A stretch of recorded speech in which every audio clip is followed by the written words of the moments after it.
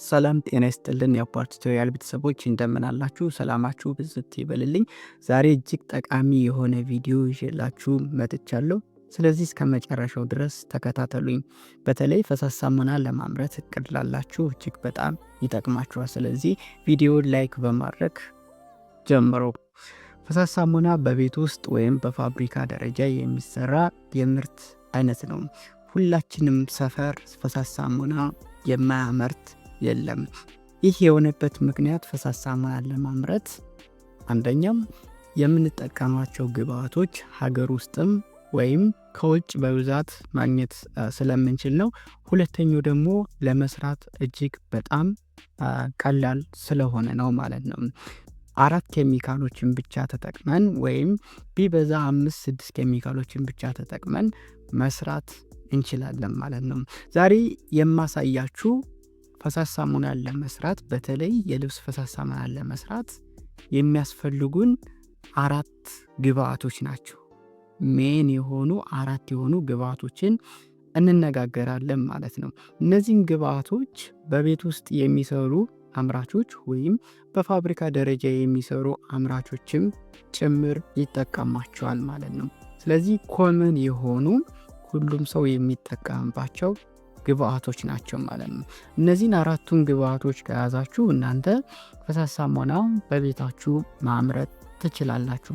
ስለዚህ ማስታወሻ ብትይዙ ትጠቀማላችሁ ማለት ነው። ስለዚህ የመጀመሪያው ኬሚካል ላብሳ ተብሎ ይጠራል ማለት ነው። ከዚህ ጋር እንደምታዩት ጠላ ቀለም ያለው ወይም ቡናማ የሚመስል ቀለም ያለው የኬሚካል አይነት ነው።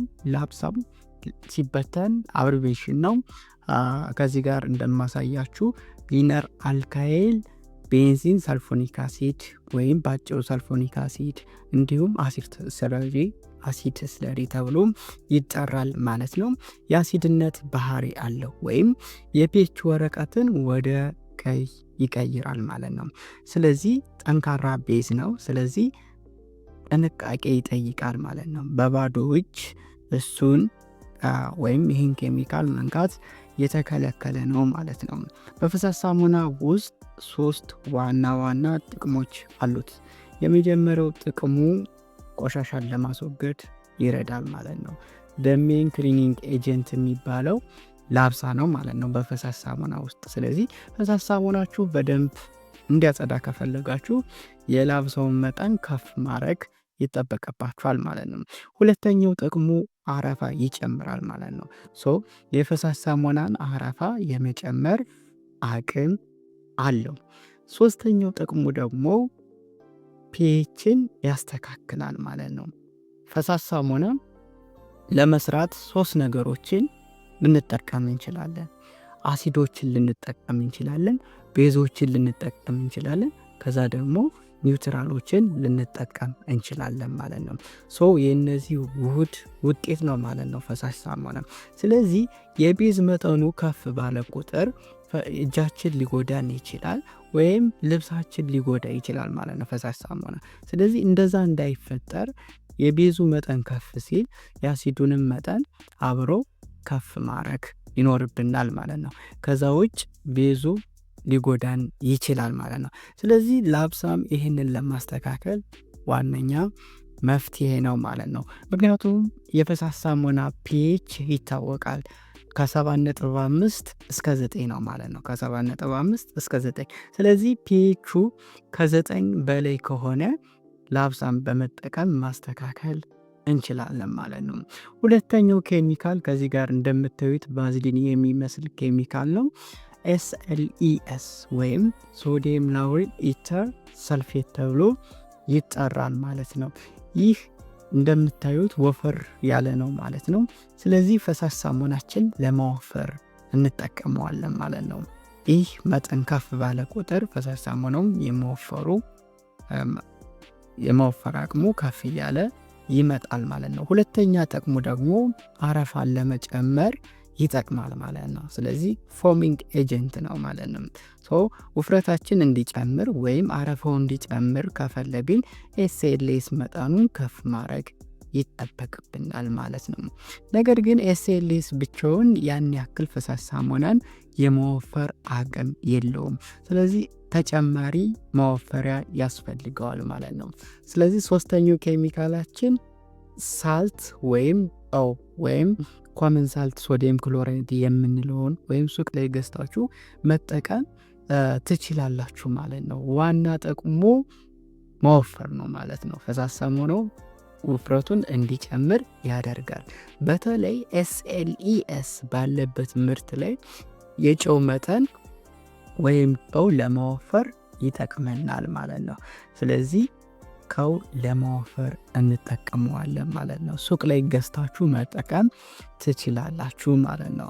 ጨው ላይ ጥንቃቄ ያስፈልጋል፣ ምክንያቱም ቆሻሻ ስላለው አሟሙተን ቆሻሻውን አዝግጠን ብንጠቀም ሞር ጥርት ያለ ፈሳሽ ሳሙና ማግኘት እንችላለን። የጨው ሁለተኛ ጥቅም ደግሞ ፈሳሽ ሳሙናው በረጅም ጊዜ ሳይበላሽ እንዲቆይ ያደርጋል ማለት ነው። እናቶቻችንም ይጠቀሙበት ነበር። አንዳንድ ነገሮችን አንዳንድ የቤት ውስጥ ግብአቶችን በረዥም ጊዜ እንዲቆዩ ይጠቀሙበት ነበር። በፈሳሽ ሳሙናም ዋና ጥቅሙ ለማቆየት ነው ማለት ነው። ነገር ግን ከጨው የበለጠ የማቆየት አቅም ያላቸው ኬሚካሎችም አሉ ማለት ነው። በቀጣይ ቪዲዮ ወይም አንድ ቀን እነዛን ማቆያዎች እናያለን ማለት ነው። አራተኛው ኬሚካላችን ደግሞ ኮስቲክ ሶዳ፣ ጨው የሚመስል ኬሚካል ነው ማለት ነው።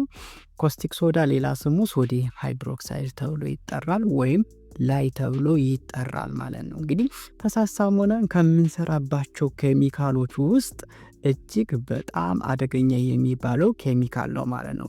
ስለዚህ እጅግ በጣም ከፍተኛ የሆነ ጥንቃቄ ያስፈልጋል ማለት ነው።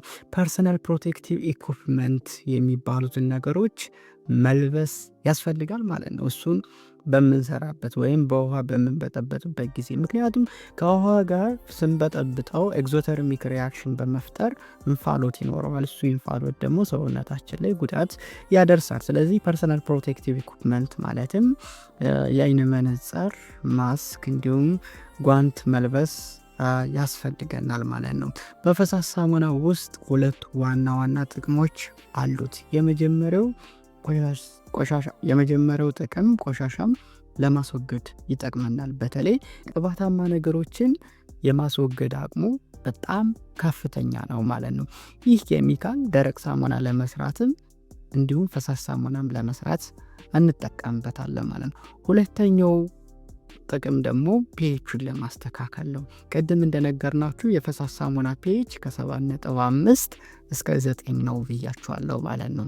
ስለዚህ ከ7.5 በታች ከሆነ ኮስቲክ ሶዳ ሶሉሽን ወይም በውሃ በጥብጠን ፈሳሽ ሳሙናችን በመጨመር ማስተካከል እንችላለን ማለት ነው። ስለዚህ እጅግ ጠቃሚ የሆነ ኬሚካል ነው። እነዚህን አራቱን ተጠቅመን መስራት እንችላለን። ነገር ግን ምርታችን ለማብዛት ምን ያስፈልገናል ማለት ነው? አምስተኛ ውሃ ያስፈልገናል ማለት ነው። ስለዚህ ዋና ግብአት ነው ውሃ ማለት ነው። ከዛ በመቀጠል ግን ሽታ፣ ቀለም እንዲሁም ከጨው የተሻለ ማቆያ መጨመር ነው ማለት ነው። እነዚህን ተጠቅመን ፈሳሽ ሳሙናም መስራት እንችላለን ማለት ነው።